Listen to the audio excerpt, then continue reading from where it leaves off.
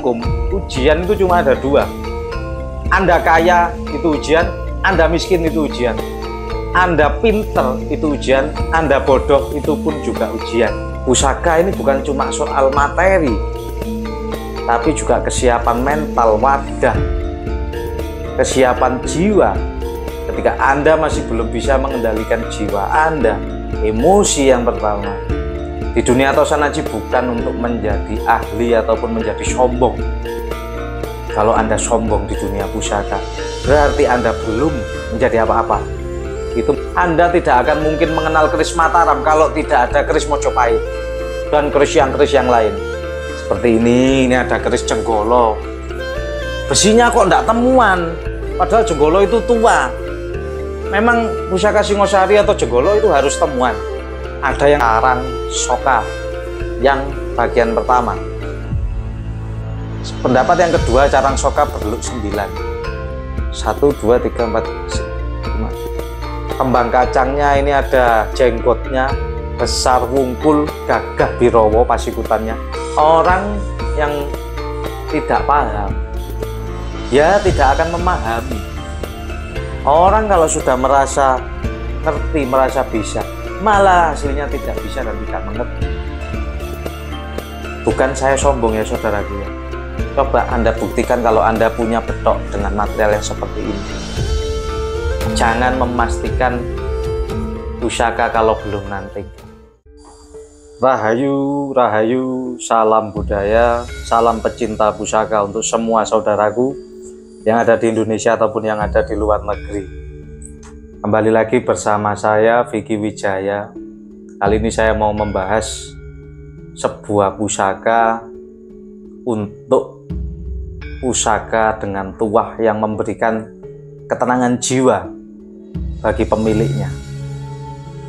Salah satu dapur pusaka yang cukup langka. Ada dua pendapat dari para ahli maupun di pakem, yaitu yang pertama, pusaka ini berdapur dengan luk 7, yang satunya dengan luk 9. Nama dapurnya yaitu dapur Carang Soka. Mungkin teman-teman di dunia perkerisan sudah paham dengan apa yang saya sebutkan. Dapur Carang Soka. Ada yang menyebutkan di pakem pertama Carang Soka berdapur keris luk 9, yang pakem kedua menyebutkan keris berdapur luk 7.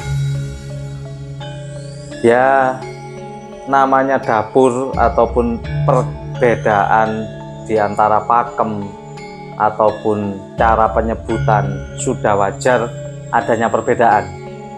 Sama halnya ketika kita membahas pusaka tentang tangguh. Ini menjadi sangat banyak perdebatan di dunia perkerisan Tosan Aji. Ada yang menyebutkan ini tangguh Mataram, oh ini ternyata tangguh Mojopahit, oh ini Belambangan, ini Madura. Yang bisa kita lihat, namanya tangguh itu juga adalah estimasi yang terdekat menurut ciri-ciri dari pusaka tersebut. Jadi pasikutannya, materialnya, bentuk luknya, bentuk kembang kacangnya, urusi materialnya sejauh mana baru kita bisa mengestimasikan. Tangguh itu pun bukan suatu kepastian bahwa pusaka ini memang dibuat, apalagi memastikan empunya itu sudah sangat sulit, luar biasa. Yang bisa kita prediksi, contoh Empu Pitrang itu bagaimana ciri-cirinya. Oh, nyekrak, pamornya nyekrak, tajam, pamornya kontras, deling. Itu hanya ciri-ciri. Karena tidak hanya Empu Pitrang yang menciptakan dengan pamor nyekrak, tapi itu simbol khasnya pembuatan Empu Pitrang. Kita temui juga di keris-keris Mataram maupun keris Pajajaran, ada yang nyekrak, ada. Jadi tidak bisa dipastikan 100%. Kita tetap biasanya ada perbedaan, tetapi tidak menjadi masalah.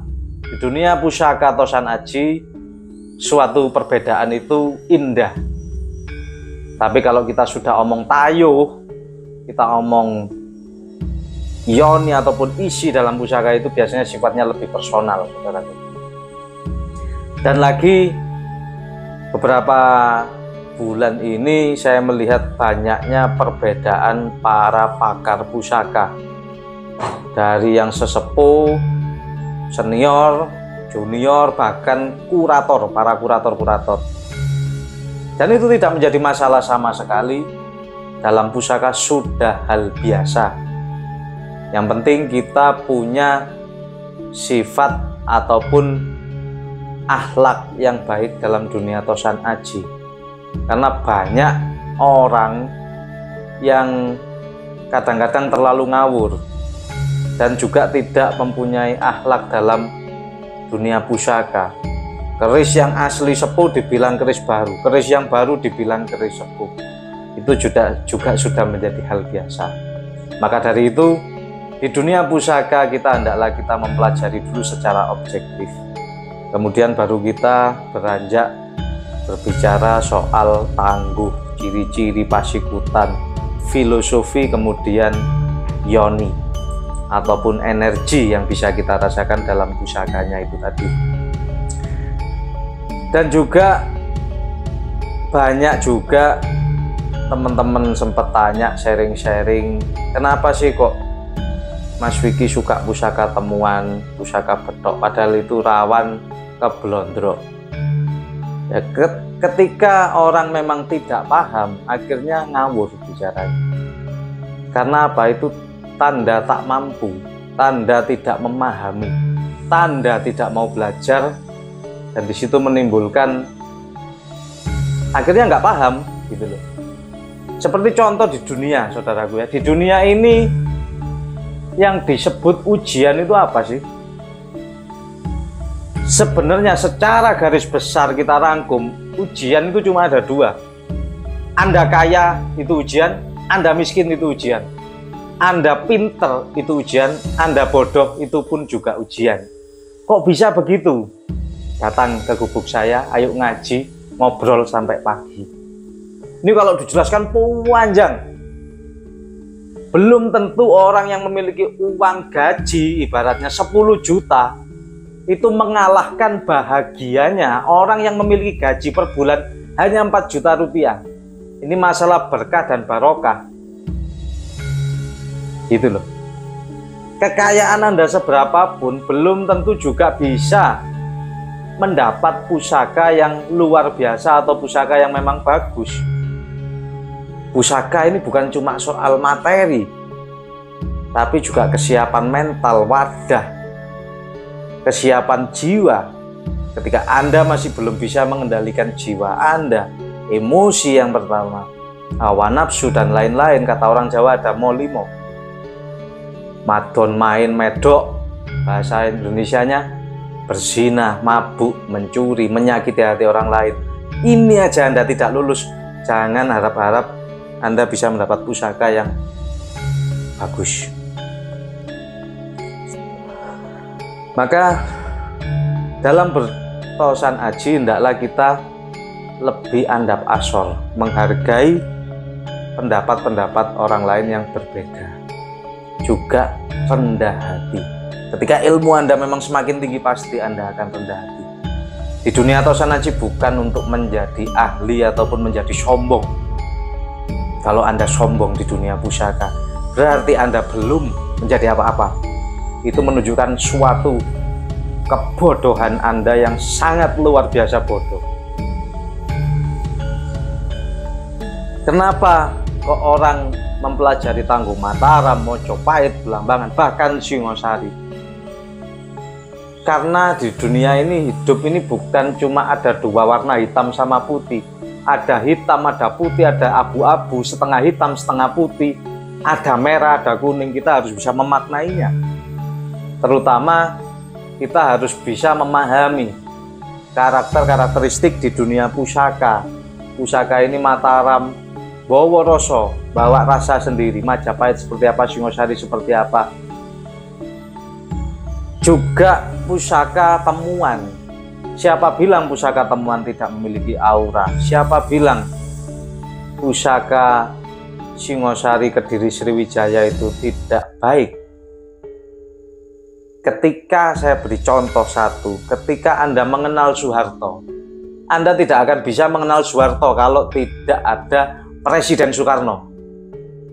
Anda tidak akan mungkin mengenal keris Mataram kalau tidak ada keris Mojopahit dan keris yang lain.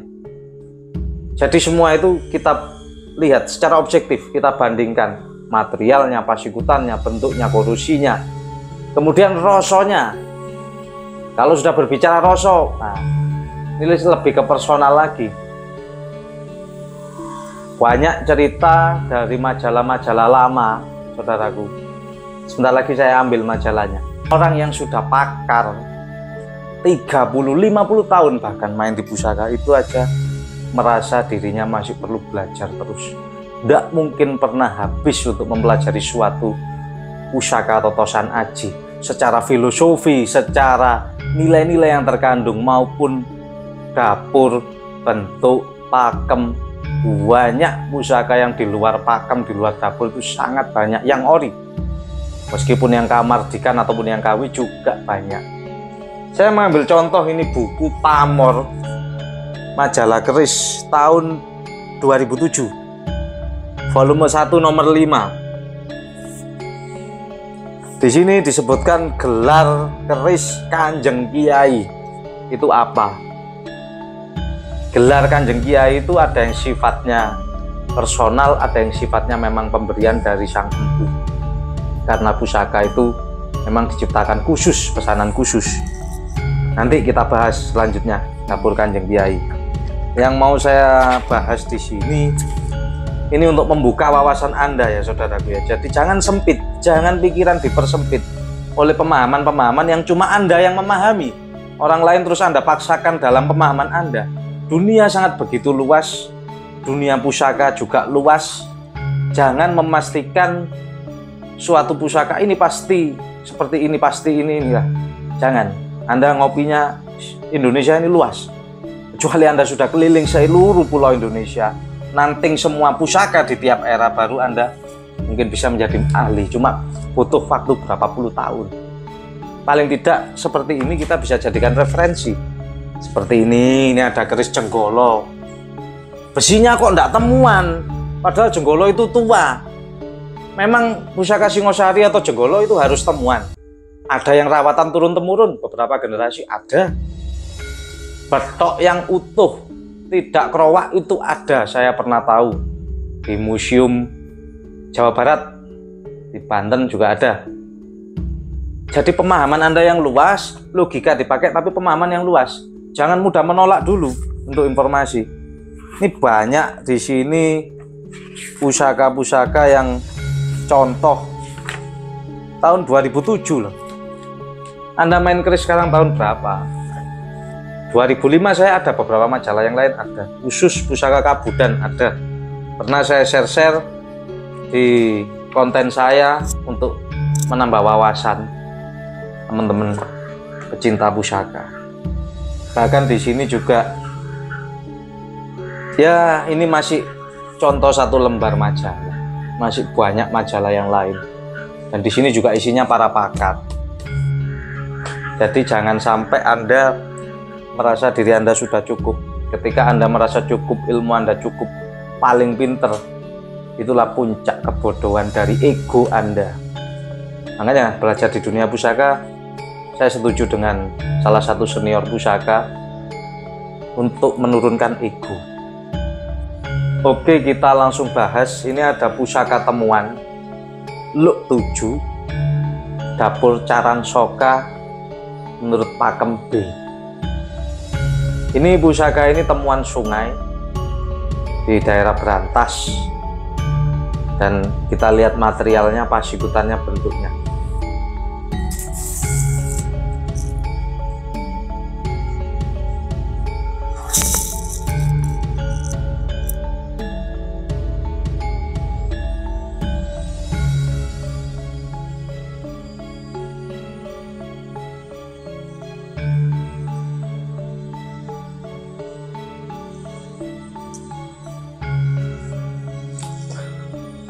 Ini pusaka temuan Berantas, sudah saya cuci, paksinya kotak, metuknya perunggu ori bawaan, handle-nya saya pasang lain, cuma ini juga handle temuan.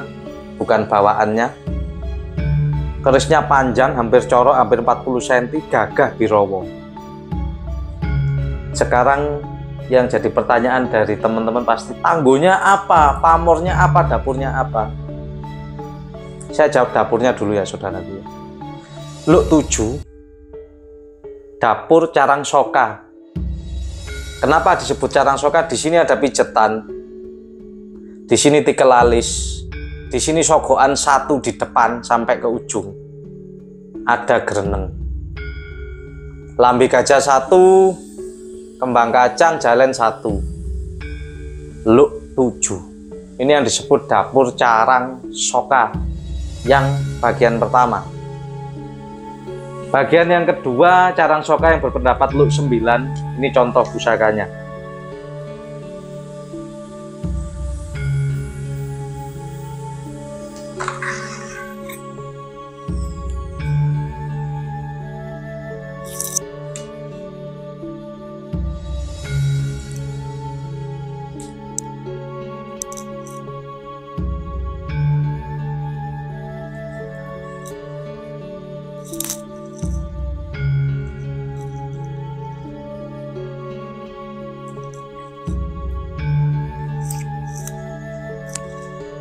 Pendapat yang kedua Carang Soka berluk 9.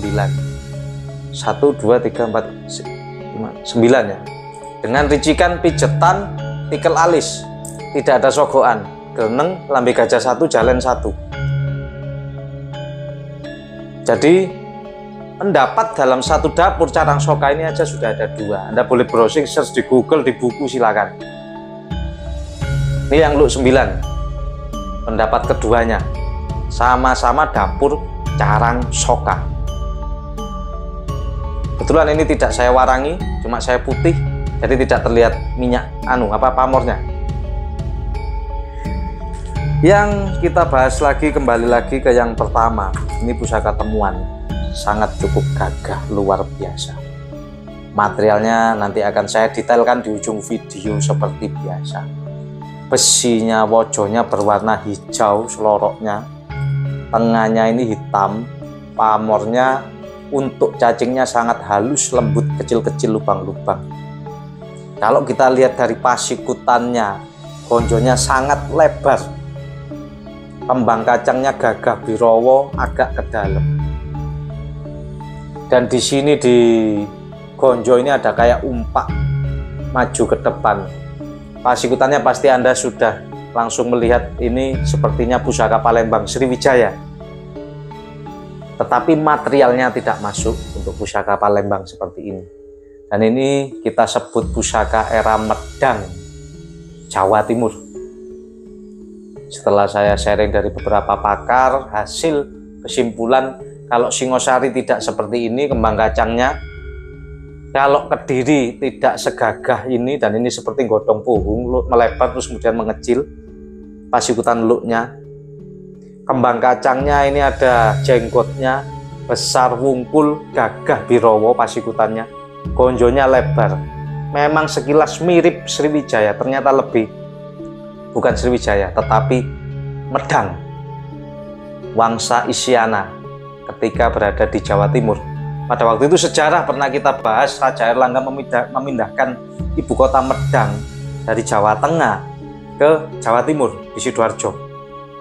Kemudian dibagi 2, Jenggolo dan Kediri. Nah, ini salah satu pusaka tangguh yang sangat cukup langka. Anda boleh lihat detailnya.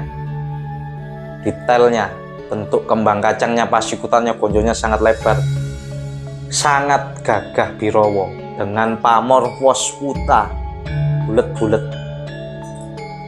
Materialnya luar biasa, pasikutannya wingit, kaku, wingit pusakanya, tantingannya pun juga enak, meskipun tebel, masih tergolong tebel, tergolong keutuhannya 85% atau 90% ya. Ini kita lihat wajar, keris temuan ada untuk cacing, ada kurusi, wajar, tapi masih sangat utuh, paksinya kotak, luar biasa. Apa sih pasikutannya? Apa sih filosofinya dapur Carang Soka? Kenapa saya tadi di awal membahas pusaka untuk ketenangan jiwa, dan menghilangkan kesedihan. Carang soka, dapur carang soka. Carang itu adalah ranting-ranting pohon. Soka itu berarti kesedihan. Tapi ketika ada A di situ, carang asoka itu tanpa sedih, tidak sedih. Jadi pusaka ini diharapkan tuahnya menjadi pelipur lara atau menjadi penyemangat dan penyejuk hati, penenang hati. Ketika sang pemilik mengalami kesedihan ataupun tidak tercapai harapan dan cita-citanya, pusaka ini akan memberikan ketenangan dan menghilangkan kesedihan dari sang pemilik. Secara dapur, tuah dan filosofinya seperti itu. Secara pamor, di sini pamor wasputa, itu adalah filosofi kerejekian. Harapan doa dari tuangan pamor oleh sang empu dalam pusaka ini, pemilik pusaka tidak akan kekurangan rezeki dan mudah mendapat kerejekian. Beras kutah, bulet-bulet, beras yang tumpah, ibarat selalu kelimpahan atau ketumpahan rezeki. Beras itu maknanya rezeki, sandang pangan, seperti itu. Sangat luar biasa pusaka ini. Pusaka ini kemarin sudah termahar, tetapi yang memahari tidak kuat membawa pusaka ini, entah dari pengaruh apa. Akhirnya pusaka ini dikembalikan ke saya, ya, dengan tukar pusaka yang lain. Padahal pusaka ini sangat luar biasa. Ya, saya tidak tahu penyebabnya apa, karena dalam dunia pusaka Totosan Aji ini banyak pengaruh-pengaruh dari omongan-omongan.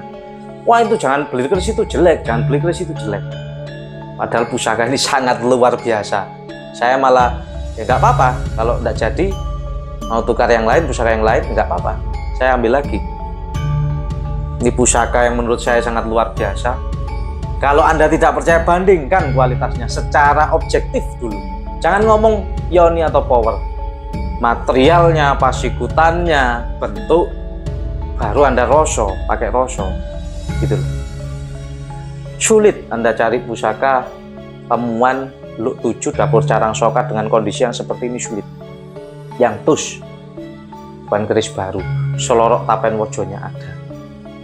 Materialnya untuk cacingnya di sini ada. Nanti saya detailkan, jangan khawatir. Jadi filosofi dari dapur pusaka carang soka adalah untuk penenang dan penghibur. Dengan situasi politik yang seperti ini sudah saling memanas para capres-cawapres, Indonesia sudah bergejolak untuk memilih pemimpin yang mana, yang sinisian wahyu yang terbaik. Hendaklah pemimpin juga memiliki pusaka untuk menenangkan batin jiwa. Karena tidak ada yang bisa dipastikan dalam dunia ini, saudaraku. Jangan memastikan kehidupan. Ya, karena tidak ada yang bisa dipastikan dalam kehidupan. Tetapi kalau kepastian dari Sang Pencipta itu sendiri, itu pasti. Maka Sang Empu mendapat petunjuk wahyu membuat dapur pusaka ini juga tidak sembarangan, dari hasil tirakat tapa berata untuk menciptakan suatu filosofi tua harapan pusaka yang membawa manfaat untuk sang pemesan ataupun manusia-manusia selanjutnya. Jadi ini adalah warisan nilai budi luhur, warisan leluhur Indonesia yang sangat tinggi, luar biasa, saudara. Dan tidak sembarangan dengan isian doa, harapan yang dituangkan dalam sebilah pusaka. Yang carang soka yang ini, Anda juga, ini yang lebih mudah untuk dijumpai, Luk 9. Ricikannya lebih sederhana, tidak ada sogokan. Ini cuma pijetan, ikelalis, gereneng, lambi gajahnya juga satu, kembang kacang, jalen. Sudah, cuma ini aja. Luknya Luk 9. Ini carang soka yang mendapat yang A, yang B, yang A, yang ini yang B. Kalau ini kita tidak bisa membahas detail karena tidak saya cuci warangan. Ini salah satu koleksi pribadi saya juga, pusaka ini. Ini nanti akan saya cuci kalau sudah waktunya nanti. Ini pamornya melati, kerisnya keris Belambangan.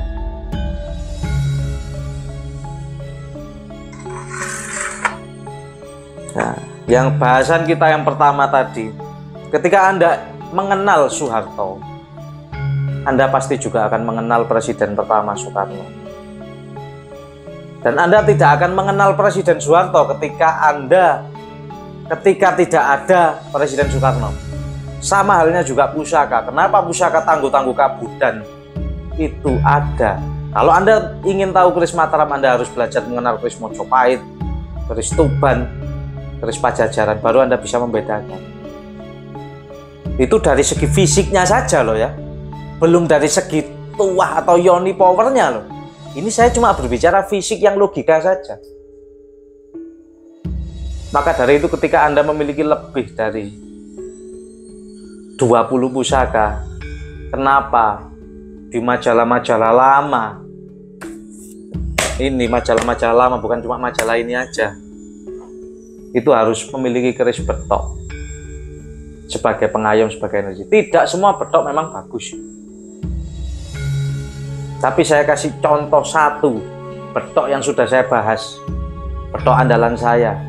Saya ingin tahu siapa yang punya betok. Ini bukan sombong ya, tapi saya ingin tahu, adakah orang yang memiliki betok dengan pamor material seperti ini? Selama saya pameran kok sepertinya belum menemukan yang pamornya sekualitas ini. Deling Ayodhya sudah menggunakan meteorit di zaman yang masih era Kediri akhir, eranya Joyoboyo. Sudah pernah saya bahas detail lengkap, Anda boleh cek di deskripsi ataupun di tautan. Kenapa ini tidak saya maharkan? Sampai sekarang saya belum nemu gantinya.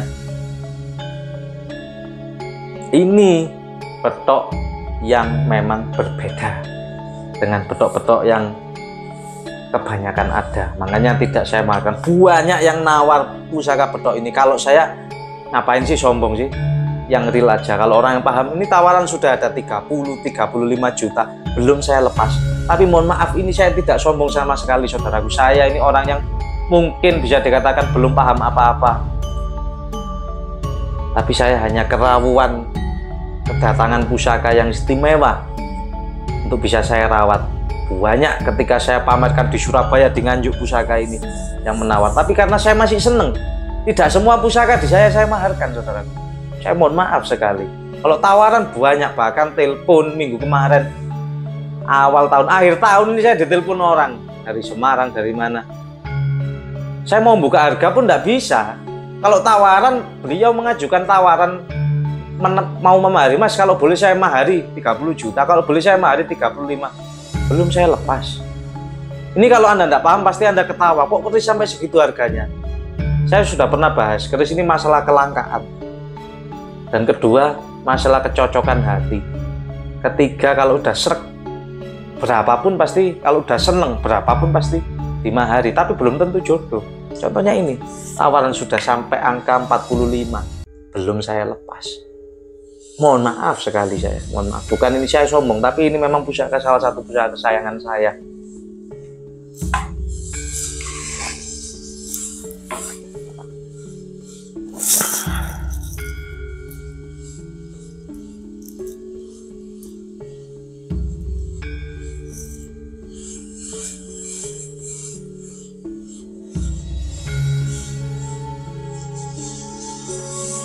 Sudah pernah saya bahas pusaka betok era Kediri akhir. Ada yang menyebutkan Singosari Kediri. Silahkan, masalah Tangguh tidak menjadi masalah. Tapi ya saya sebutkan tadi, orang yang tidak paham ya tidak akan memahami. Orang kalau sudah merasa ngerti, merasa bisa, malah aslinya tidak bisa dan tidak mengerti. Bukan saya sombong ya saudaraku ya, Coba Anda buktikan kalau Anda punya betok dengan material yang seperti ini. Ini salah satu betok dengan material terbaik yang pernah saya punya. Makanya selalu ketika pameran-pameran pusaka nasional, pusaka ini diminta oleh teman-teman untuk, Mas tolong dipamerkan. Untuk apa? Edukasi, menambah pemahaman pada kolektor, kepada orang. Ini contoh betok dengan pamor kualitas material yang sangat baik dan yang original, bukan tembakan seperti itu. Untuk cacingnya, pamornya, deling, mengkilap, korusinya, pasikutannya gagah birowo, sangat luar biasa. Betok yang memang ori, yang asli, yang pamor keleng saja saudaraku, itu mahalnya sudah 5 juta ke atas, apalagi yang pamor. Nah, ini untuk menambah pemahaman ya saudaraku ya. Keris itu relatif, kalau ditanya mahal murah, yang murah pun ada. Saya sediakan yang di bawah 1 jutaan untuk kelas-kelas pemula, dan saya jamin asli sepuh. Tidak usah ngomong terlalu tinggi atau terlalu mahal. Kalau pusaka memang saya dapatnya murah, saya maharkan, bukan masalah keuntungan, saya maharkan juga murah. Kalau memang pusaka dapatnya saya mahal, saya beli seneng. Meskipun mahal saya beli, saya mau memaharkan juga bingung, kadang-kadang tidak enak mau buka harga. Aduh gimana, kan gitu. Saya ini karena suka ke pusaka ini, saya cinta juga, bukan cuma masalah nominal. Ini pun rasanya sudah menyatu sama saya, tidak bisa. Makanya pusaka di tempat saya itu banyak, keluar masuk, datang sendiri. Kadang saya kemana nemu pusaka, dikabari teman, saya sering dapat pusaka. Yaitu tadi, pusaka-pusaka kasepuan itu menarik pusaka-pusaka yang era sesudahnya.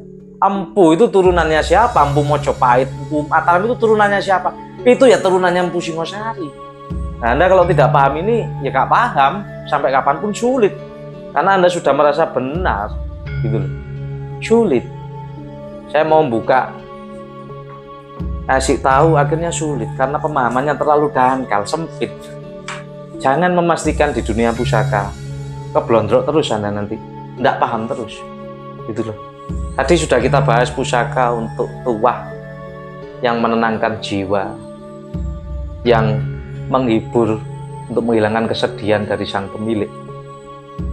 Kita bahas pusaka, salah satu pusaka yang cukup luar biasa, saya mendapat lagi.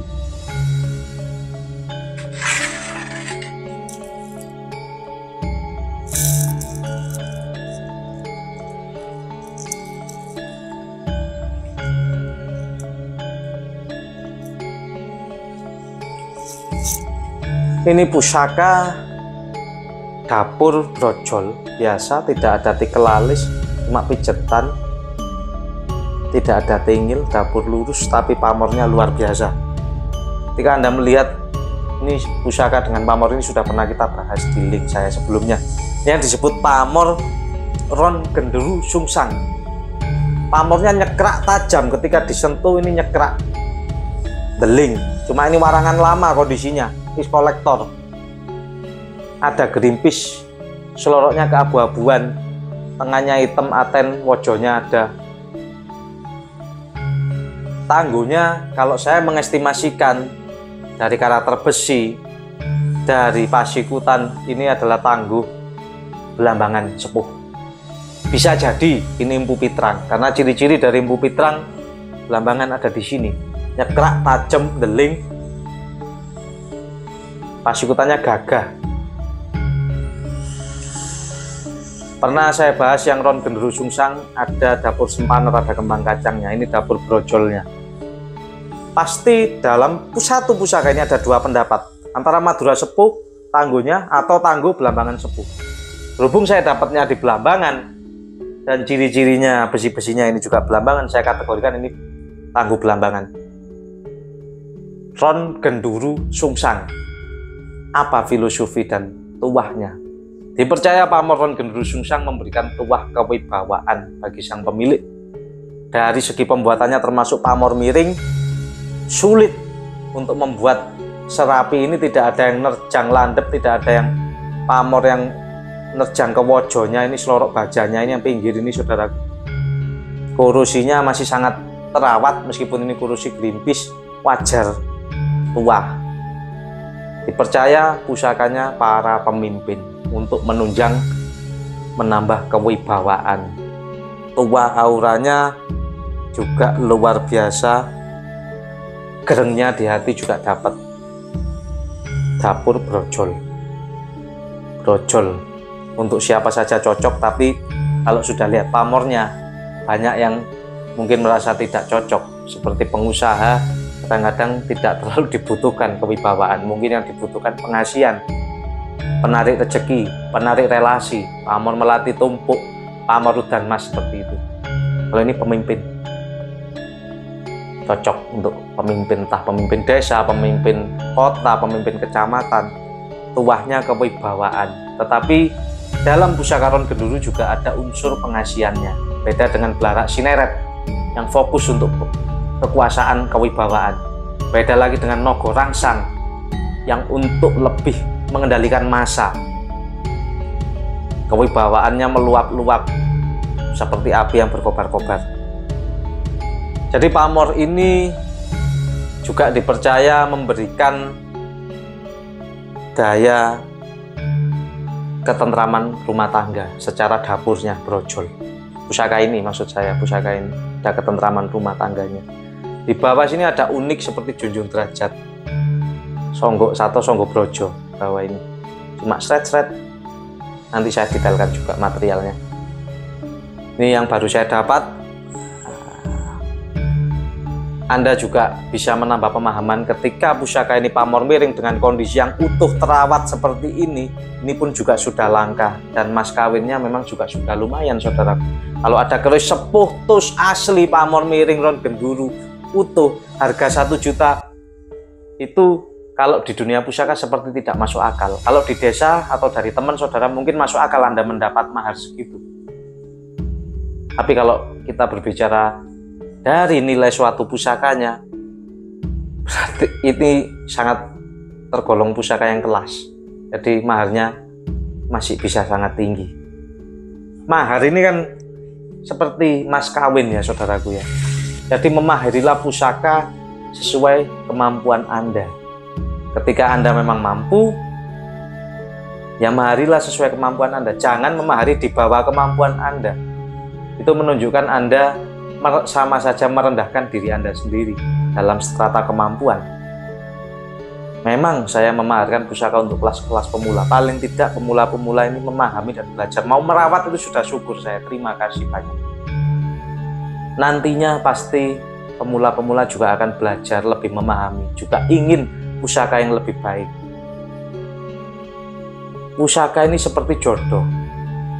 Yang menurut Anda, istri Anda itu cantik, belum tentu menurut teman Anda, istri Anda itu cantik. Yang menurut Anda ini pas istri Anda untuk Anda, belum tentu teman Anda ini pas. Jadi masalah jodoh-jodohan itu loh yang dimaksud. Belum tentu pusaka ini bagus buat saya, belum tentu bagus buat Anda. Tapi paling tidak ketika Anda memiliki ilmu, pengetahuan, wawasan, Anda bisa memilih. Sama halnya memilih istri. Ini bagaimana sih bobot bibit bebetnya? Pusaka pun seperti itu. Bagaimana sih tangguhnya, pamornya apa, filosofinya apa, kondisinya bagaimana, utuh apa tidak, bagaimana? Seperti itu. Makanya ada yang mahal puluhan juta, bahkan ratusan memang ada. Yang murah pun ada. Seperti itu. Jadi jangan merendahkan keris yang murah, jangan merendahkan keris yang mahal. Semua ada porsinya masing-masing. Tergantung pemahaman Anda di dalam pusaka. Karena kalau ngomong mahar memang lebih enak japri via WA. Itu lebih elegan, lebih enak. Seperti itu. Mungkin itu yang bisa saya bahas saudaraku pada awal tahun ini. Nantikan bahasan kita selanjutnya pusaka-pusaka untuk kelas pemula di bawah 1 jutaan. Dan saya juga kemarin mendapat pamor pusaka yang luar biasa, saya kasih bocoran. Masih saya putih kondisinya. Mungkin saya cuci warangan nanti. Ini pamor yang sangat super langka. 2 bulat seperti tambal jimat 2 ini yang dinamakan pamor Linggah Yoni. Linggah Yoni. Baliknya tidak ada, selewa, cuma wengkon. Wengkon Linggah Yoni selewa. Super langka. Anda cari duanya, silakan browsing Google, Facebook, YouTube. Selewa loh ya. Ini ada pamornya di sini kosong, dan ini wengkon juga. Kayaknya saya juga baru ini nemu. Nanti kalau selesai cuci warangan saya akan review. Juga saya akan review pusaka dengan pamor yang paling ditakuti di Pulau Madura. Anda tahu Pulau Madura adalah surganya para empu, sejak era Singosari pun sudah ada. Arya Wiraraja dikirim ke Sumeneb. Jangan merendahkan atau jangan tidak suka keris Madura, karena keris Madura ini keris yang sangat luar biasa, terkenal ampuh, bahkan mulai sejak era Singosari, bahkan sebelumnya empu-empu juga dari sana. Kalau Anda tidak suka keris Madura, belajar lagi, pemahaman Anda masih terlalu dangkal. Oke, mungkin itu yang bisa saya sampaikan. Semoga di tahun ini Indonesia menjadi tenang, para pemimpin ataupun calon-calon pemimpin kita lebih tenang. Entah mereka sudah punya keris Carang Soka atau tidak, yang pasti ini adalah simbol pusaka untuk ketenangan hati, untuk menghibur diri. Karena nantinya ketika sesudah pemilihan presiden, pasti ada yang sakit hati, ada yang kecewa. Hendaklah Anda bisa menyembuhkan kekecewaan ataupun luka hati Anda dengan menerima keikhlasan kekalahan yang kalah. Dan yang menang juga jangan sombong atau besar kepala, agar Indonesia bisa tetap maju bangkit dengan pemimpin yang memang terpilih dari hasil suara maupun takdir dari Sang Pencipta. Jadi mungkin itu dari saya yang bisa saya sampaikan. Semoga jaya selalu dunia pusaka. Dengan saya ngomong begini, Anda mulai ada pemahaman dan gambaran, ya. Ketika padi ilmu semakin merunduk, itu pasti akan semakin rendah hati. Ketika masih ada benih kesombongan dalam diri Anda ataupun mulut Anda, itu Anda belum menjadi apa-apa.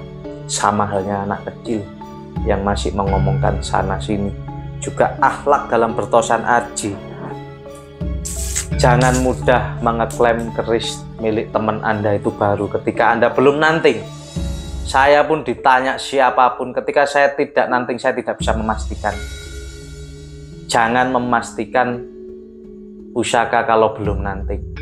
Sama halnya jangan memastikan kehidupan, tidak ada yang pasti. Pemimpin Indonesia pun kita belum tahu pastinya siapa yang terpilih. Jangan dipastikan, jangan memastikan. Ketika Anda memastikan, Anda ibaratnya menggantikan posisi Sang Pencipta ataupun Tuhan. Bisa saja Tuhan mengubah takdir dan kehendaknya, terserah beliau. Kita tidak bisa apa-apa dalam hal kehidupan itu, apalagi dalam hal pusaka. Anda tidak tahu empu, tidak tahu cara buat pusaka, tapi Anda berani memastikan, tidak nanting berani memastikan. Itu menunjukkan ya sulit. Saya aja hanya mengestimasi ketika ditanya siapapun, estimasinya sepertinya Mataram estimasinya. Untuk memastikan saya tidak berani, mohon maaf. Kecuali Anda kesini, saya nanting. Itu pun saya sifatnya sharing, sinau bareng. Saya tidak menggurui. Silakan saya buka pola pikir Anda sedikit demi sedikit. Monggo datang ke gubuk saya. Kemarin akhir tahun banyak tamu-tamu dari Semarang, Jakarta, dari Kalimantan sudah datang. Terima kasih, sudah silaturahmi. Sambung dari Pasuruan juga. Terima kasih banyak. Mungkin itu yang bisa saya sampaikan. Semoga menambah wawasan, bermanfaat. Kurang lebihnya saya mohon maaf. Rahayu, rahayu, salam budaya.